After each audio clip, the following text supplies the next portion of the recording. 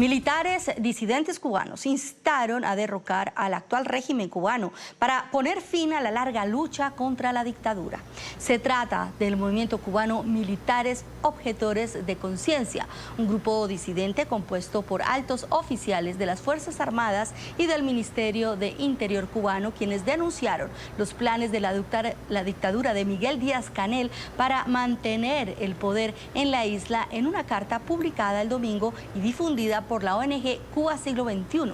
La agrupación realizó una dura evaluación de la situación política y necesidades básicas de alimentación. Además, hicieron un llamado a un golpe militar sin violencia. La rebelión es un derecho constitucional vigente. Los ciudadanos tienen el derecho de combatir por todos los medios, incluyendo la lucha armada, cuando no fuera posible otro recurso contra cualquiera que intente derribar el orden político, social y económico establecido por esta Constitución.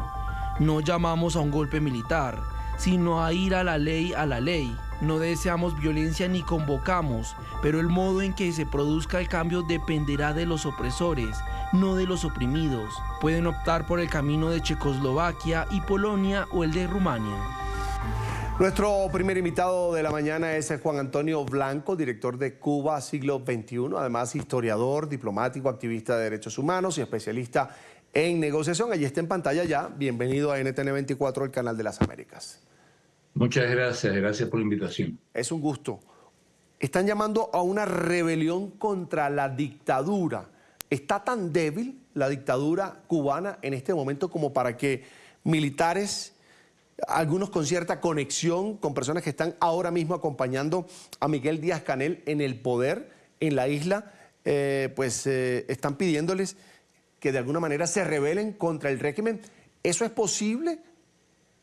Mire, el sistema cubano, el régimen cubano, no estoy hablando ahora ni siquiera del gobierno como persona, sino el régimen, el sistema, en la forma en que está organizado, colapsó definitivamente a principios del año pasado, o sea, fines del 22, principios del 23. Nada funciona en el país es totalmente anómico, o sea, hay una anomia que permea todas las instituciones y por lo tanto estamos hablando de un poder que se asienta exclusivamente en las bayonetas.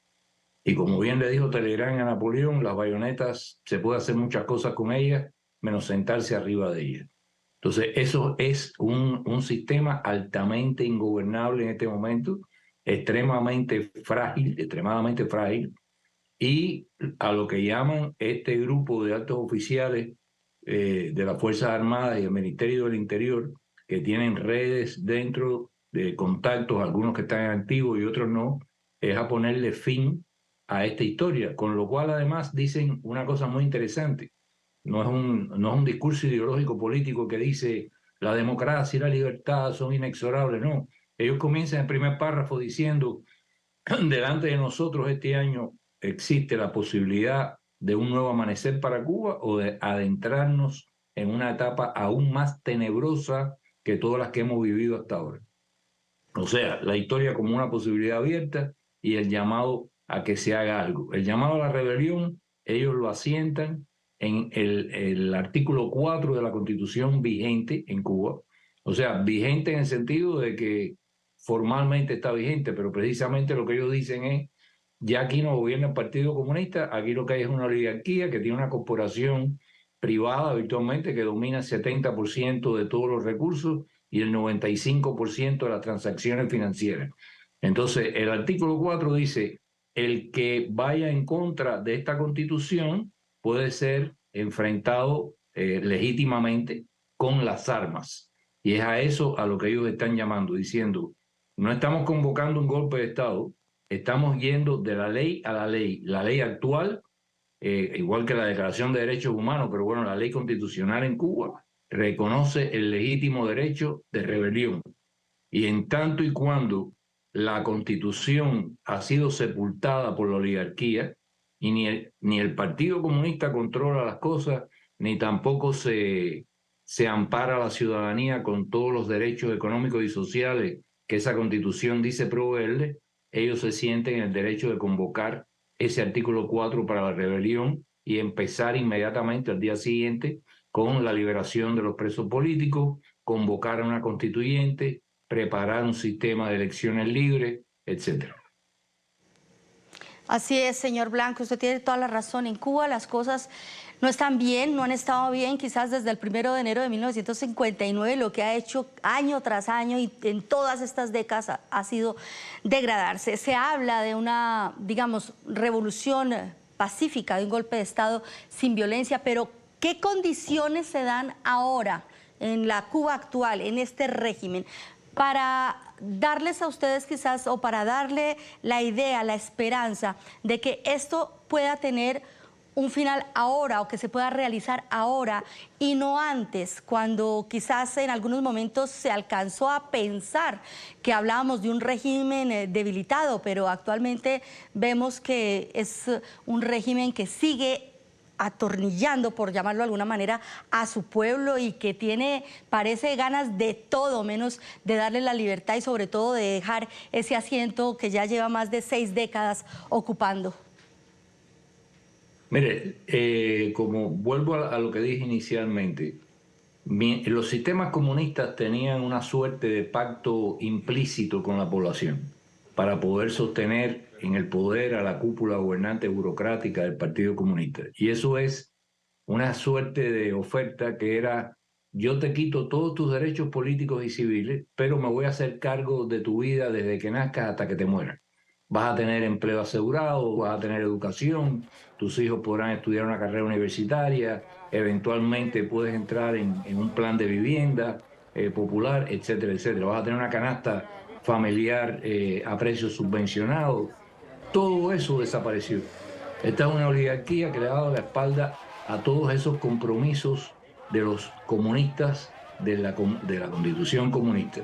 Y eso ha creado una ruptura del compromiso de la conciencia ciudadana o de la adaptación ciudadana a dejarse someter a que le quiten sus derechos políticos y civiles porque ya nadie los mantiene. Ahora, esa gravedad de la crisis alcanza a las Fuerzas Armadas. Las Fuerzas Armadas cubanas no pueden ser la oficialidad, no se puede comparar, por ejemplo, con Venezuela, que teniendo muchos más recursos puede corromper más a los mandos superiores. En este momento tú puedes dividir los generales cubanos entre los generales, dicho en el argot popular, de frijoles negros y arroz blanco, o generales de divisas y viajes a París. O sea, aquí hay una élite que tiene cuentas en paraísos fiscales y que vive de espaldas a la realidad de su país y de las propias Fuerzas Armadas. Unos días antes del último congreso del partido, que fue precisamente en el año 21, antes de que la población explotara, la élite esta de poder oligárquico mandó a destituir y desaparecer virtualmente de la vida pública al que era hasta ese momento ministro de las Fuerzas Armadas, miembro del Buró Político, miembro del Comité Central, héroe de la República por hechos de guerra en Angola y antes en la época de la Revolución. ¿Y por qué? Porque ese hombre decidió investigar a esta corporación que se sitúa más allá de toda auditoría en el país y que controla, como dije antes, el 70% de la riqueza y el 95% de las transacciones financieras.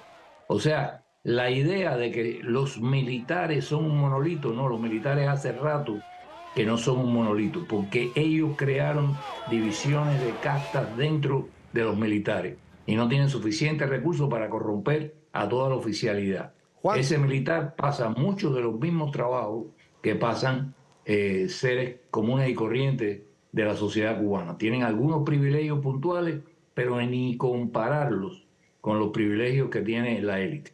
Entonces, en este momento, lo que en circunstancias normales no desencadena un huracán político y social, sí lo puede desencadenar.